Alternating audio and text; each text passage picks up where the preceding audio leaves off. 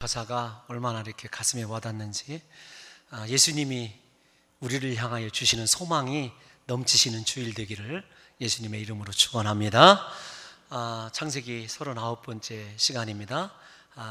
오늘 본문을 조금 매끄럽게 연결하기 위해서 지난 시간에 조금 살펴봤던 것들을 간단히 요약부터 하고자 합니다. 가나안 사람들에게 배척받고 또 외면당하는 것조차 힘든데 그 약속한 그 땅에 기근이 찾아오게 되죠. 성경은 심각한 기근이라고 그렇게 이야기하고 있습니다. 기근을 만난 아브라함은 하나님께 자기가 예배자라고 하는, 하나님께 부름받았다고 하는 자신의 신앙의 삶의 본질을 까마득히 잃어버리고 하나님께 기도하고 예배하기보다는 먼저 자신의 계획을 쫓아서 생각대로 애굽에 내려가게 됩니다. 애굽으로 내려가는 순간 하나님의 말씀을 떠나서 하나님과 상관없이 자신의 힘으로 위기를 돌파해보고자 내려가는 순간 전혀 예상치 못한 데에서 새로운 기근보다도 더 심각한 문제가 생기게 되었다, 이렇게 말씀을 드렸습니다. 그 문제의 출발점이 누구냐 하면 사라예요. 사라가 지금의 상식으로 이해할 수 없는 아름다움이 있었던 것 같습니다.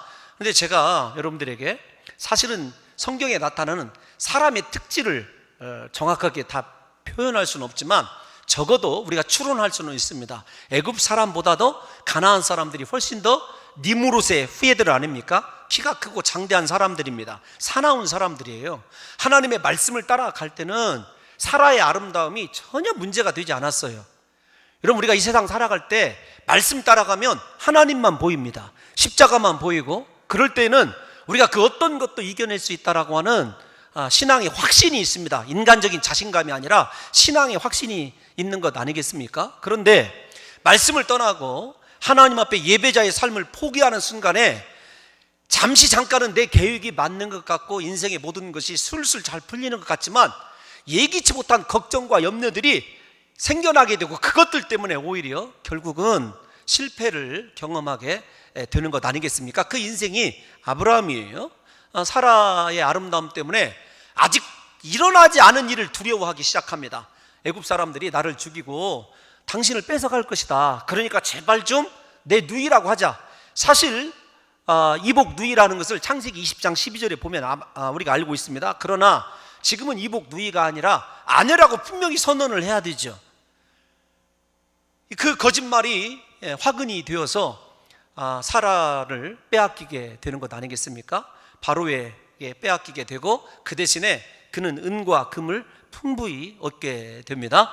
그런 가운데서도 아브라함이 얼마나 영적으로 무능한 자냐면, 우리 같으면 나름대로 참 이거 어떻게 해야 되나, 내가 너무도 큰 잘못을 저질렀다, 적어도 내 아내에게 못할 짓을 했다, 이런 이 자괴감이라도 들고 자기 자신의 영적인 육적인 이 무능함에 대해서 통탄을 하고 아파해야 될 텐데 아브라함은 그냥 애굽화 되고 맙니다. 그곳에서 잘 우리가 나타나지는 않습니다만은 하나님이 이 일을 어찌합니까? 하나님께라도 기도하고 찾아야 되는 그런 일들이 한 번도 애굽에서도 나타나지 않아요.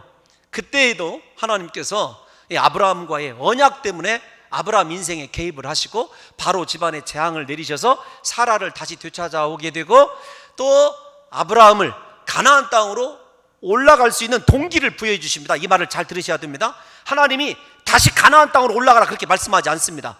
선택은 언제나 누구의 몫이냐면 아브라함의 몫이에요. 그 대신에 아브라함을 그렇게 애굽 바로의 집에서 내어보낼 때 아브라함이 믿지 않는 바로에게 수치와 치욕을 당하게 하십니다. 무려 4번이나 네가 어찌하여 나에게 이렇게 행했느냐, 어찌하여 내게 행했느냐, 책망을 받게 되는 것 아니겠습니까? 우리말 성경에 보면 3번 정도인데 뉘앙스를 보면 4번이에요. 그러니까 몇 번 했는가 여러분 체크해서 찾아보시고 확인해 보시기 바랍니다. 생각해 보십시오. 하나님의 사람이 믿지 않는 세상 사람에게 책망을 당하는 이 장면, 예수 믿는 사람이요 말씀을 떠나가고 하나님과 동행하지 못하면 예수 믿지 않는 사람에게 책망 받게 되고 다스림 받게 되고 부끄러움 당하게 되는 것입니다. 우리에게 유일한 소망, 세상을 다스릴 수 있는 능력은 하나님과의 관계에 있어요. 하나님 붙들고 말씀 떠나지 아니하면 우리가 세상을 다스리게 되는 역사가 일어나게 될 줄로 믿습니다. 오늘날 한국 세상에, 한국 사회에 크리스찬이 그렇게 많아도 예수 믿는 사람들이 몹쓸 소리를 들어가면서 손가락질 당하는 이유가 뭐냐면 세상과 타협하기 때문에 그래요. 아브라함의 애굽의 모습을 보이기 때문에 그렇습니다. 물질과 세상의 성공과 출세 때문에 내가 하나님께 선택받은 거룩한 영적인 제사장이라고 하는 사명을 잃어버리고 살아갈 때 우리의 삶에 더 많은 고난과 환난과 역경이 다가올 뿐만 아니라 그 결국이 수치와 부끄러움이라는 사실을 아셔야 됩니다. 일단 좀 지난번에 거기까지예요. 그래서 하나님께서 지난 시간에 은과 금을 얻어서 돌아오게 하십니다. 그런데 오늘 이 아브라함을 보게 되면은 오래 못 가긴 합니다만은 18장에서 다시 한번 나와야 되거든요. 오래 못 가긴 하지만 제대로 신앙의 노선을 잡기 시작을 합니다. 애굽의 경험이 은과 금이 풍부해졌습니다. 성경에 보면 우리가 읽은 본문 오늘 15장 2절에 보면 가축도 풍부했어요. 아직 가나안 땅은 기근이 끝났더라고 하는 성경의 기사 보고가 없는 것으로 봐서 기근이 진행 중입니다. 가축을 키워야 되고 은과 금을 재산을 불리기에는 훨씬 더 제국화되어 있는 이 애굽이 좋은 땅 아니겠습니까? 그런데 애굽에서의 경험 때문인지 아브라함이 상황을 따라가지 않습니다. 이 말씀을 제가 좀 쉽게 설명을 드리면 사람이 문제가 해결이 되고 평화로워지면은 하나님 찾지 않습니다. 생각하지 않는 것이 인생의 어쩌면 본능인지 몰라요. 제가 그래서 좀 저속한 예를 이렇게 들어서 설명을 해드릴 수 있습니다. 사람이 화장실에 들어갈 때와 나올 때 마음이 다르다고 하지 않습니까? 인생이 꼭 그런 거예요. 모든 문제 다 해결되었습니다. 살아 찾았습니다. 은과 금과 가축이 있습니다. 내가 굳이 가나안 땅에 올라가야 되나? 인간적으로 생각해 보면 하나님이 이곳에서도 도와주셨는데 또 다른 애굽을 가나안화 일종의 상황화죠. 자기 상황에 맞게끔 하나님의 의지를 변개시킬 수 있는 확률이 바로에게도 애굽에게서 이 아브라함에게도 얼마든지 있을 수 있어요. 그런데 오늘 본문을 여러분들이 빠르게 읽어보시게 되면은 아브라함이 은과 금이 관심이 없어요. 그에게는 오로지 무엇이 목적이 되냐면 자기가 처음으로 가나안에 도착해서 하나님께 제단을 쌓았던 여호와의 이름을 불렀던 그 여호와의 이름을 부르는 것이 제가 여러분들에게 지난 시간에 말씀드린 대로 저는 아주 큰 감동입니다. 왜냐하면 하나님의 이름을 불렀더라, 노아도 하나님의 이름을 불렀다라는 기록이 없어요. 셋의 후손들이 그때서야 비로소 하나님의 이름을 불렀더라. 람에게 가인의 후손들이 번창할 때 그들이 붙들고 살은 건 하나님의 이름이거든요. 근데 아브라함이 만 20대 만에, 그러니까 20명의 조상을 걸쳐서 처음으로 여호와의 이름을 불렀어요. 그곳을 기억을 합니다. 내가 있어야 될 것은 애굽이 아니다. 내가 취해야 될 것은 세상의 재물이 아니다. 내가 있어야 될 것은 하나님의 제단이고 내가 취해야 될 것은 여호와의 이름밖에 없다라는 것을 아브라함이 깨닫고 결단을 하고 은과 금은 돌아보지 아니하고 네게부에 도착하자마자 곧바로 베델과 아이 사이 처음으로 제단 쌓았던 곳을 향하여 달려가는 아브라함이 오늘 본문의 여러분 출발점이죠. 아브라함이 애굽에서 경험을 통해서 물질도 인생도 자기 마음대로 되지 않는 것임을 깨달은 거죠. 하나님만이 인생의 유일한 소망인 것을 아브라함이 깨닫게 되고 그 하나님을 향하여 달려갑니다. 달려가서 맨 처음 한 일은 어떤 거냐면 제단을 쌓는 일 아니겠습니까? 제단을 쌓는데 많은 주석가들이 아브라함이 두 번째 쌓은 이 제단을 통해서 두 가지 것을 원했다 이렇게 얘기를 합니다. 첫 번째 원함은 무엇이냐면 회개입니다. 하나님, 내가 하나님 말씀을 떠났습니다. 내 인간의 내 마음대로 한번 살아보고자 말씀을 떠나서 애굽으로 내려갔습니다. 그곳에서 온갖 수모를 당했습니다. 하나님께 죄송합니다. 영적인 파산자에서 죄송합니다. 나를 회복시켜달라고 하는 철저한 회개의 마음 때문에 제단을 쌓았다는 거예요. 두 번째로는 그렇게 영적인 페류라 같은 나를 버리시지 아니하시고 나에게 찾아오셔서 내가 요구하지 않았음에도 불구하고 하나님께 무릎조차 꿇지 못했음에도 불구하고 나를 찾아오셔서 내 인생을 회복시켜 주시고 아내를 되찾게 해주시고 내 삶을 다시 하나님의 예배의 자리로 이끌어 주신 하나님께 감사합니다. 감사의 고백을 드렸을 것이다 이렇게 이야기를 하죠. 나름대로 타당한 것 아니겠습니까? 여러분, 이 아브라함의 예배를 통해서 이 두 가지 감사의 마음과 회개하는 이 마음이 충분히 하나님께 상달된 예배라고 하는 것은 우리가 잘 알 수 있을 거예요. 여러분, 우리의 삶을 좀 되돌아봅시다. 아브라함 이야기를 잠깐 멈추고 우리의 삶에서도 예수 믿는다 하면서도 하나님께 기도하고 하나님께 물어보기 전에 우리의 마음대로 결정하고 우리의 생각대로 개육을 했을 때, 여러분 그거 대부분 사실 처음에는 잘 되는 것 같지만 실패와 좌절로 끝나는 경우가 대부분의 일이라는 걸 우리가 잘 압니다. 하지만 반드시 잊지 말아야 될 것이 있어요. 어떤 거냐면, 우리가 실패하고 좌절한다 할지라도 하나님께서는 우리를 잃어버리지 않으십니다. 하나님께서는 우리를 버리시지 않는다는 하나님의 사랑을 꼭 기억하시기를. 여러분들에게 죄를 지라는 말이 아닙니다.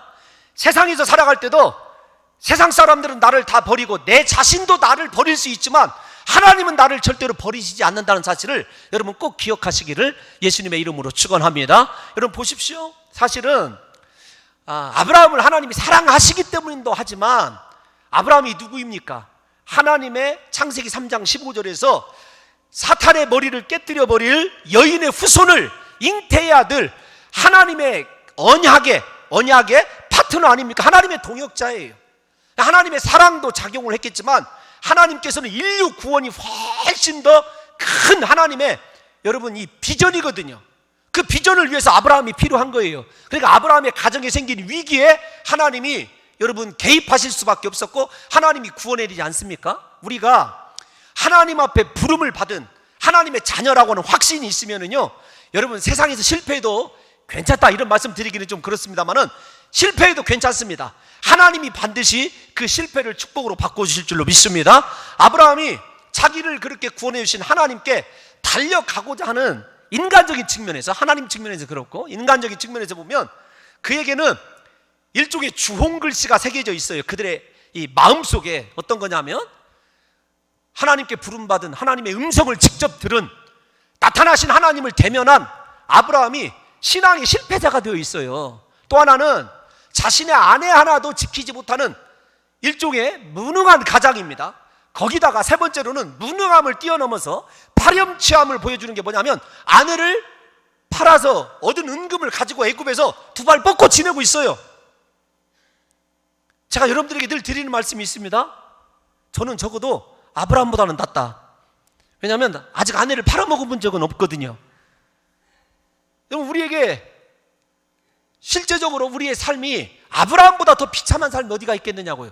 돈은 혹시 갖고, 은금은 가축은 풍부해질지 모르지만, 사람은요 사실은 우리가 좀 이게 모순되는 얘기일지 모르지만 제가 생각해 보면 영적인 자존심으로 살아가는 거예요. 너는 하나님의 택한 종이다. 여러분, 홍 목사가 이 봉동중앙교회에서 목회하는 가장 큰 원동력은 무엇이냐면 다른 것 아닙니다. 하나님이 너를 세웠다라고 하는 영적인 자존감이거든요. 조금 저를 이렇게 포장을 해서 좀 죄송합니다만은, 여러분, 이 영적인 자존감이 굉장히 중요해요. 이것이 꺾어지게 되면은 제 자신을 통제를 못 하더라고요. 이거 통제가 안 됩니다. 그거 하나로 지금 이렇게 버텨가고 섬겨가고 있는 것 아니겠습니까? 근데 아브라함은 모든 것이 다 무너졌어요. 내면에는 상처밖에 남아있는 것 아니겠습니까? 혼자 뒤돌아서면 신앙인으로도 실패했고 남편으로도 실패했고 세상 사람들에게 손가락질 받아 마땅한, 여러분, 완전히 조롱거리예요. 그 자신을 회복시켜주고 고쳐줄 분이 세상에는 없습니다. 게다가 사라의 입장에서 한번 생각해 보십시오. 비록 자신이 생산의 능력은 끊어졌지만 아브라함 하나 믿고 여러분 갈대아 우르에서 가나안까지 온 사람 아닙니까? 그런데 어느 날 애굽으로 내려가자고 하더니 자기를 팔아먹어버렸어요. 생각해 보십시오. 아내 사라의 입장에서 남편이 무엇이 그리 살갑고 다시 따뜻한 사랑을 주고 싶겠는가? 여러분, 이 가장 중요한 이 예배를 통해서 얻어지는 유익이 무엇인가를 생각해 보면 하나님께서 그들의 가정을 원래대로 회복시켜줬다는 거예요. 그들의 상처를 다, 그들의 실패를 감싸주시고 그 예배를 통해서 하나님께서 가장 근본적으로 평생에 여러분 그들의 삶에서 벗어지지 못할 멍에 같은 것을 하나님께서 꺾어주시는 것을 보게 돼요. 그것이 사실은 물질의 은혜보다도 세상에서 성공과 출세보다도 때로는, 여자는 잘 모르겠습니다, 남자에게는 굉장히 중요한 것이 될 수도 있거든요. 하나님이 그 예배를 통해서 아브라함을 만져주시고 고쳐주시고 회복시켜주는 이 과정을 제가 묵상을 하면서 오늘 예배하는 사랑하는 우리 성도들의 10년 가운데 어떤 모양의 상처든 어떤 모양의 실패의 흔적이든 주님께서 다 이 예배를 통해서 싸매어 주시고 여러분들을 회복시켜 주시사 여러분들이 하나님의 언약의 동역자로서 다시 한번 회복되는 역사가 있으시기를 예수님의 이름으로 축원합니다. 여러분, 우리 인생의 회복은요, 예배의 자리에 있어요.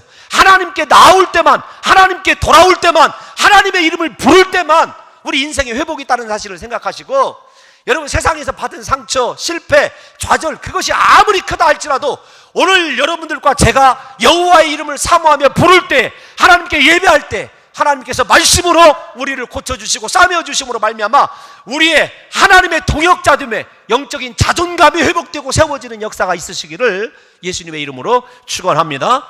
여러분, 이 모든 것이 회복이 되어서 참 재밌다, 좋다. 아브라함이 이때쯤 또다시 문제가 생깁니다. 애굽으로 내려간 것이 하나님과의 관계를 진단하는 시험이었다고 한다면, 지금 이 문제는 사람과, 그것도 친족과 가족과의 분쟁과 다툼의 문제가 여러분 생기게 된 것 아니겠습니까? 사람이 살아가는 세상에는요, 언제나 갈등이나 분쟁이 존재할 수밖에 없습니다. 비교적 거리가 있는 사람들과의 갈등은 대처하기가 쉽습니다. 안 보면 되니까요. 그런데 문제는 날마다 얼굴을 부딪히며 살아가는 사람들까지 생긴 갈등은, 이거 참 고통스러운 것입니다. 그 갈등의 대상이 앞에서 말씀드린 대로 가족인 경우에는 이거 걷잡을 수 없는 것 아니겠습니까? 아브라함이 하나님과의 관계가 회복이 되고 나니까 사람과의 갈등으로, 그것도 친족과의 갈등으로 이 방황하는 장면을, 번민하는 장면을 우리가 살펴보게 되는데, 우리가 조금씩 이건 자세히 좀 짚어봐야 됩니다. 이 분쟁의 시작이 무엇이었느냐, 원인이 무엇이었는가를 생각해 보면 돈입니다. 돈. 우리가 15장 2절을 읽어보면 아브라함이 앞에서 말씀드린 대로 가축과 은금이 풍부하였다 이렇게 얘기를 하고 있어요. 아브라함에게 가축과 은과 금이 풍부하였더라. 그래서 제가 생각하는 말이 무엇이냐면 이런 말입니다. 목사를 저속한 말 쓴다고 욕하면 안 됩니다. 그냥 원래 사람이 좀 저속해서 그런 일이 생각하십시오. 제가 내린 딱 한마디 결론이 뭐냐면, 돈은 있어도 왼수, 없어도 왼수.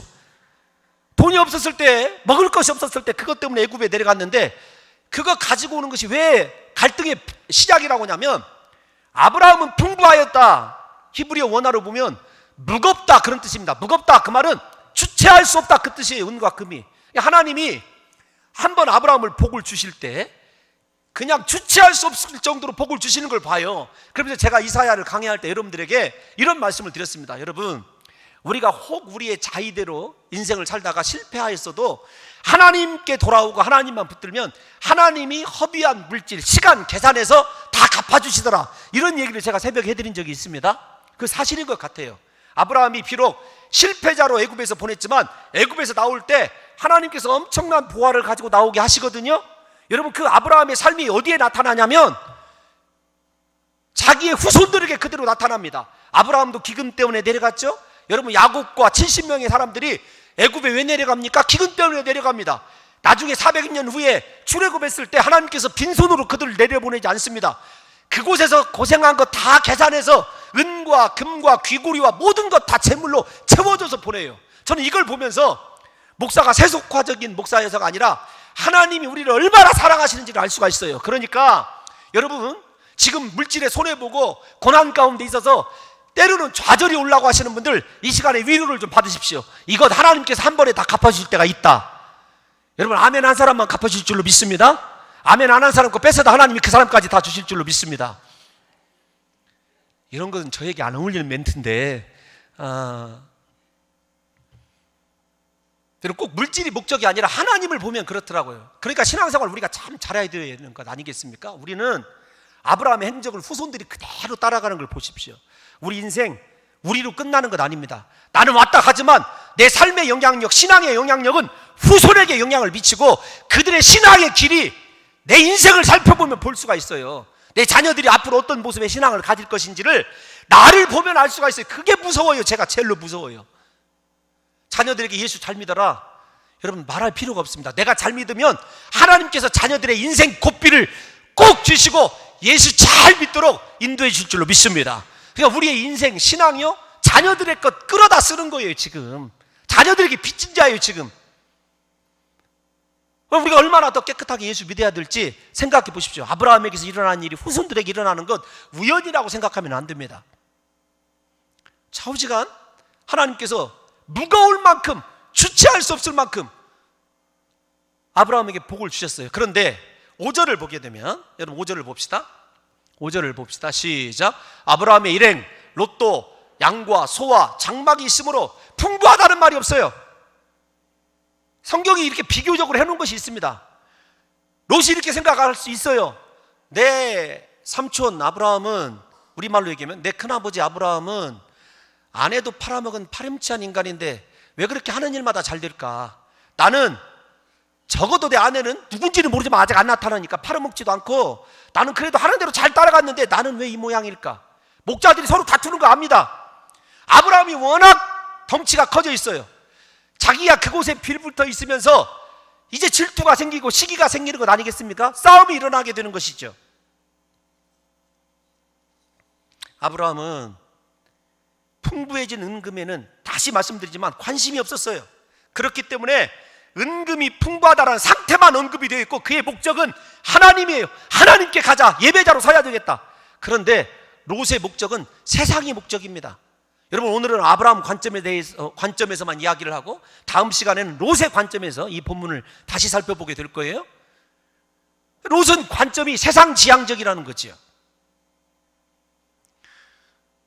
우리가 예수 믿다가 낙심되는 경우가 다른 사람을 바라볼 때 아니겠습니까? 물질을 떠나서요, 교회에서도 바라보면 저 사람은 무슨 복이 있어서 저렇게 신앙의 부모를 잘 만나고 예수 잘 믿는 남편 만나고 집에서 하는 것 없이,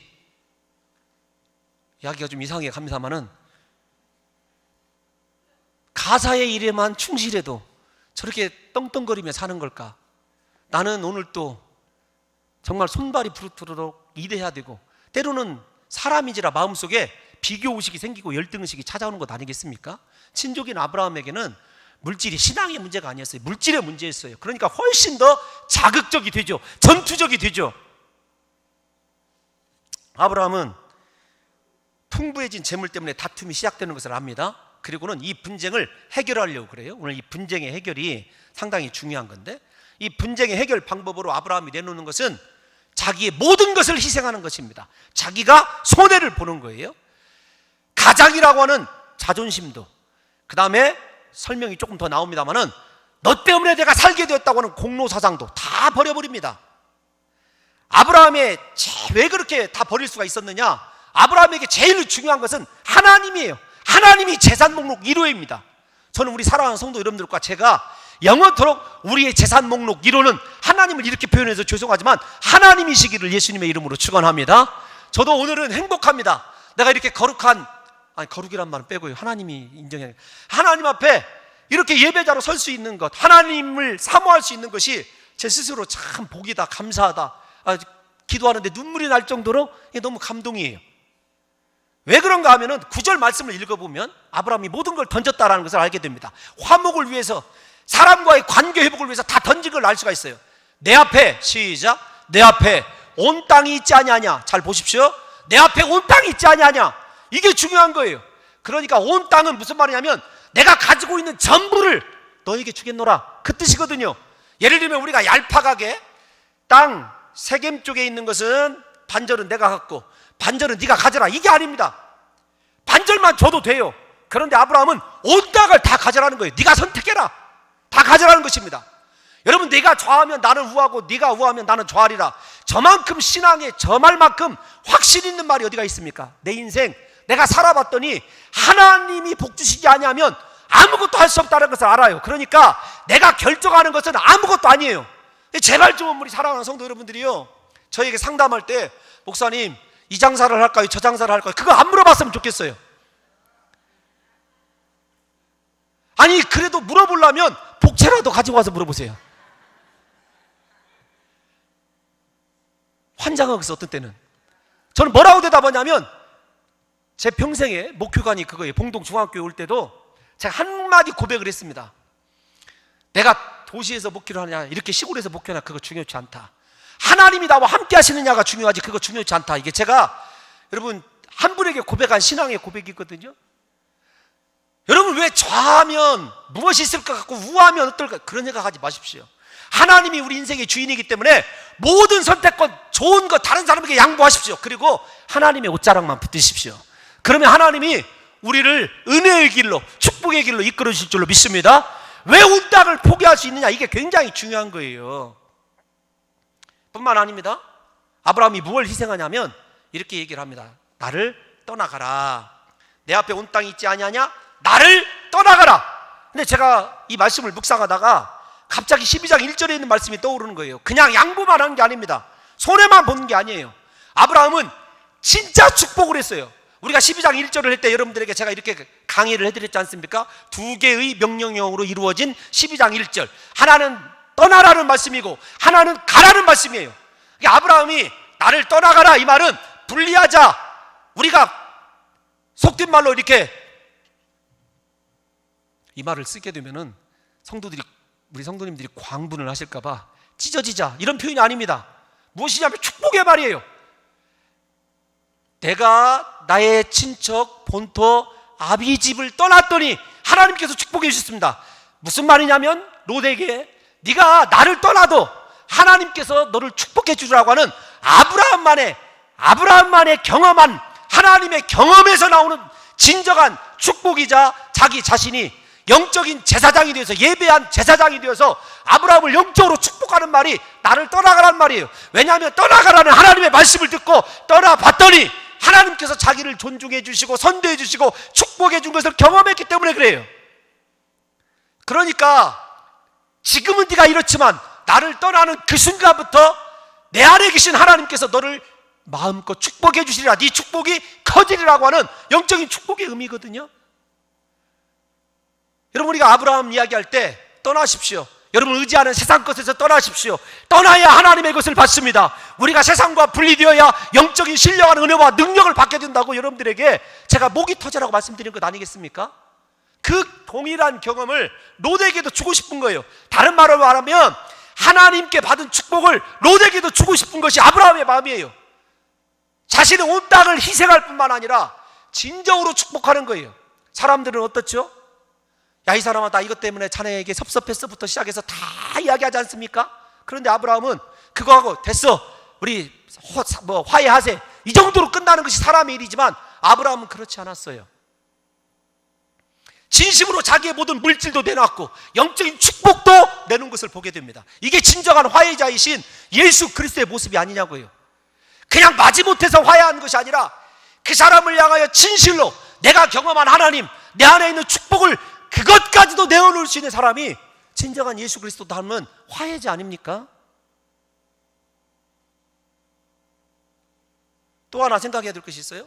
왜 떠나가라고 이렇게 말하냐면 지금 다투고 있죠. 아브라함과 롯이 다투는 거예요. 대리전이에요. 종들이 싸우고 있지만 아브라함과 롯의 다툼인데 롯을 진정으로 사랑하기 때문에 그래요. 왜 그런가 하면 12장 3절에 있는 약속의 말씀 때문에 그래요. 하나님께서 아브라함을 향해 축복할 때 너를 축복하는 자에게 내가 축복하고 너를 저주하는 자에게 저주하리라고 하는 하나님의 약속이 있어요.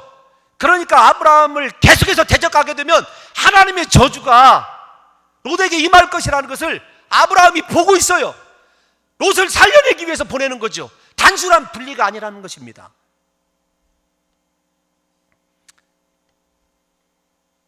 하나님의 축복을 받아 복된 인생을 살기를 원하는 아브라함, 그리고 그 진실한 사랑으로 롯을 축복하는 이 아브라함의 모습이 우리의 모습이었으면 좋겠어요.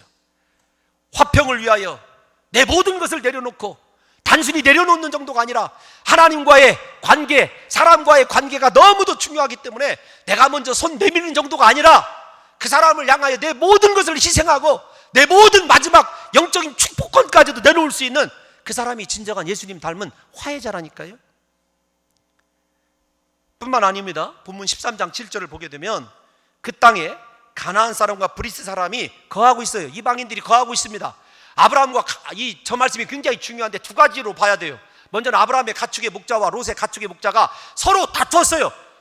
현상입니다. 나타나는 상황이에요. 또 가나안 사람과 브리스 사람도 그 땅에 거주하였어요. 또 다른 상황이 이어지죠. 여러분 8절에 보면 더 심각해집니다. 여러분 생각해 보십시오. 이방 사람들이 거하고 있어요. 아브라함이 롯과의 분쟁을 적극적으로 해결하고자 했던 이유는 바로 하나님의 이름 때문에 그렇습니다. 먼저 일반적인 해석을 좀 따라가 봅시다. 하나님의 이름 때문이었어요. 신앙 때문이었습니다. 어느 날 가나안 땅에 한 집안이 이주해 옵니다. 가나안 사람들을 향하여 하나님의 이름을 부르며 자기들은 하나님을 섬기고 예배하는 자들이라고 선포합니다. 과연 그들은 제단을 쌓고 예배드리며 기도하고 찬양을 합니다. 그런데 어느 날 잠시 그들을 떠났던 그들이 다시 나타났는데 이번에는 어디에선가 많은 재산을 모아가지고 돌아왔습니다. 돌아오더니 예전과 마찬가지로 하나님께 단을 쌓고 예배를 드리는 거예요. 그런데 얼마 가지 않아서 자기들끼리 재산 문제 때문에 다투고 갈등합니다. 이 모습을 하나님을 모르는 가나안 사람들이 지켜보게 된다면 어떻게 생각했을 것인가? 여러분, 이런 관점에서 이 설교 많이 들으시지 않습니까? 결국 하나님의 이름이 더럽혀질 것이라고 하는 것을 아브라함이 알았던 거죠.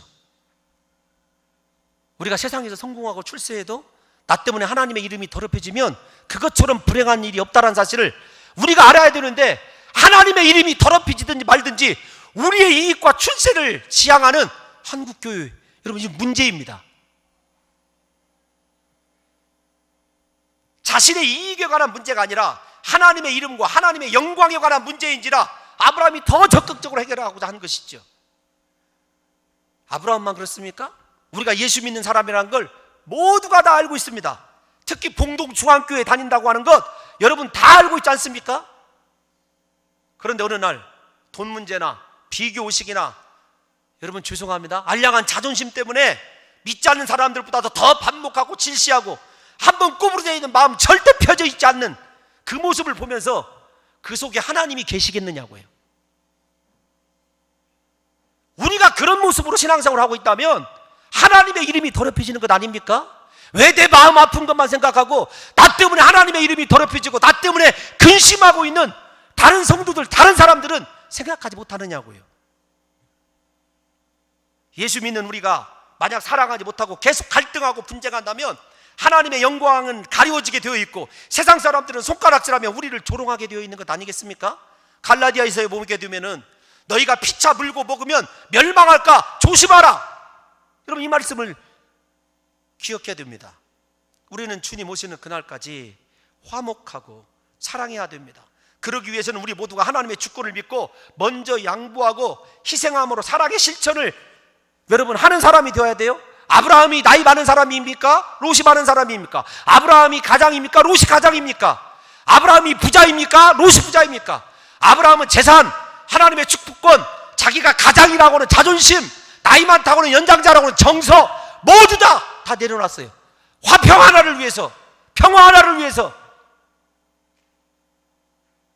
세상에 목회를 하다 보면은요, 젊은 사람들이 다투어서 조금 오래 가는 건 내가 이해가 가요.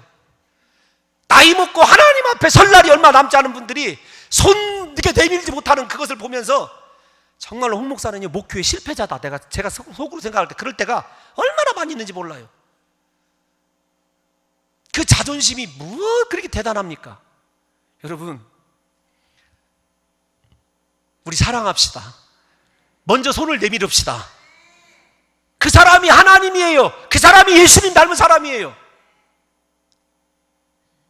또 하나, 아브라함의 희생을 좀 더 깊이 살펴봐야 될 게 어떤 거냐면, 그 땅에 이방인들이 아직 존재하고 있다. 그 말 속에는 재산도 다 내었습니다. 이방인들이 거주하고 있습니다. 아브라함이 맨 처음 가나안에 올 때의 모습으로 돌아간다는 거예요. 아브라함이 왜 남방으로 네겝으로 점점점 옮겨가게 되었죠? 설교 서론에서 말씀드렸지 않습니까? 뭐예요? 가나안 사람들에게 배척받고 고통받은 것 아니에요? 그러니까 아브라함이 깨달은 것이 있어요. 얼마 안 있으면 조카 롯 때문에 자기 집에서 키운 용병 318명을 거느리고 전쟁에 참여해야 돼요. 돈이 힘 아닙니까? 사람의 수가 있어야 되죠. 그런데 그 모든 것을 다 내어버리면 다시 가나안 사람들에게 죄송합니다, 이런 표현을 다시 써서 짓밟히게 될 확률이 99.9%예요. 그런데 내가 화목할 수만 있다면, 롯과 화평할 수만 있다면 다시 가나안 사람들에게 짓밟히는 그 길을 걸으리라. 누가 결단하냐면 아브라함이 결단하고 있는 거예요. 그만큼 희생하면서 화평을 추구해야 될 가치가 있는 것이기 때문에 하나님과의 관계 회복뿐만 아니라 사람과의 관계 이거 회복되지 아니하면 예수 그리스도의 십자가 사랑을 온전히 이룰 수 없다는 것을 누가 아냐면 아브라함이 알고 있기 때문에 그런 것 아니겠습니까?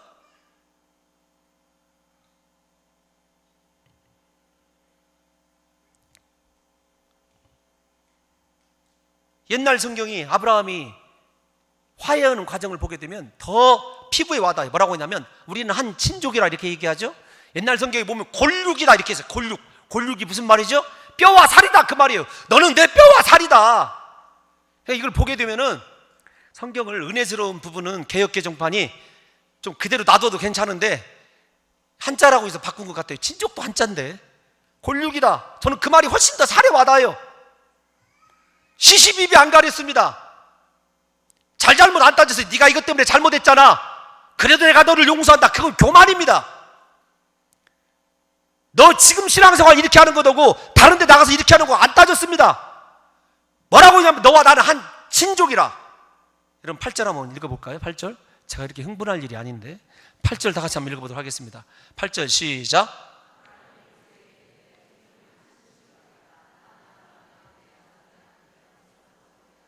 자 보십시오. 나나 너나 지금 다투고 있는 거예요. 내 목자라 내 목자라. 목자들끼리 다투고 있습니다. 대장들이 다투고 있는데 목자들이 안 다툴 리가 없죠. 그러니까 이거 참 생각해봐요. 그런데 해결책이 뭐냐면 네 목자가 잘못했다 네가 잘못했다 이거 안 합니다. 뭐라고 하냐면 너와 나는 한 뼈요 한 살이다. 한 친족이다. 오늘날 말로 바꿔서 얘기하면 너와 나는 그리스도 예수 안에서 피로 맺은 형제다. 이거 하나밖에 중요한 것이 무엇이냐 이거죠. 사랑하는 우리 봉동중앙교회 성도들이요, 그 한마디면 족한 것 아니겠습니까? 하나님이 보내주셔서 우리 교회에서 신앙생활 하는 여러분들이 예수 그리스도의 피로 한 형제요 한 자매라고 하는 이거보다 소중한 것은 없습니다. 왜 시시비비를 따려야 되죠? 왜 네가 잘못했네? 왜 나는 더 서운하다? 왜 나하고 상의도 없이 너를 그렇게 결정하냐? 그런 것이 뭐가 중요합니까? 공동체가 중요한 거 아니에요?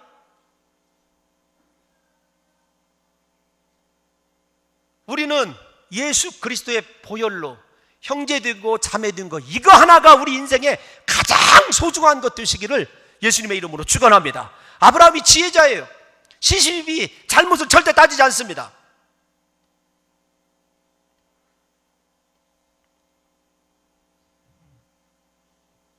애굽에서 아브라함은 자신의 목숨을 구걸하기 위하여 아내를 누기라고 속이던 것을 생각하면서 자신의 힘으로 인생 사라지는 것이 아니라는 걸 알아요. 그래서 삶의 주권을 하나님께 다 맡겨드렸기 때문에 하나님이 원하시는 것, 형제들 삶, 그것만 있으면 되는 거예요. 설교가 다 끝나갑니다. 아직도 나의 모든 것이지 내가 주인이라고 생각하는 사람, 여러분 이 사람은요 자존심과 상처와 기득권의 포로가 되어서 언제나 모든 일을 계산적으로 생각하고 처신하게 되어 있습니다. 이런 사람은 인간관계를 위해서 그 어떤 것도 포기하거나 희생하지 않습니다. 무조건 네가 잘못했어. 내 마음이 이렇게 아파. 너는 왜 그렇게 이중적이니? 여러분, 다른 사람 그렇게 고소함을 받는 사람이 잘못인 것 같으죠? 잘못일 수도 있습니다. 그런데 지금 그렇게 손을 내밀지 못하고 있는 내가 신앙의 실패자라는 생각을 한 번도 안 해보십니까? 하나님에 대해서 실패자라고 하는 생각은 한 번도 하지 않습니다. 이게 문제예요. 우리 문제.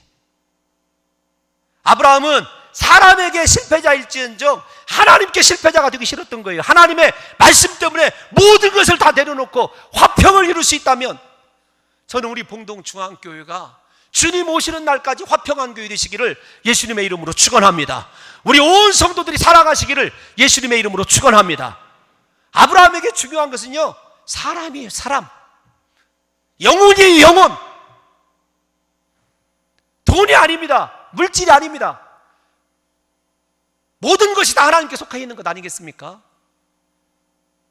아브라함이 이렇게 용서하고 희생하고 모든 것을 다 포기할 수 있었던 것, 그의 눈에 하나님에 대한 목마름이 있기 때문에 그래요. 하나님 외에는 중요한 것이 없기 때문에 그렇습니다. 그는 하나님만 바라보고 살기로 결단하고 작정한 것 아니겠습니까?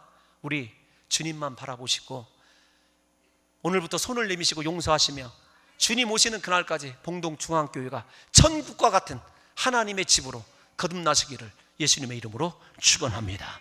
하나님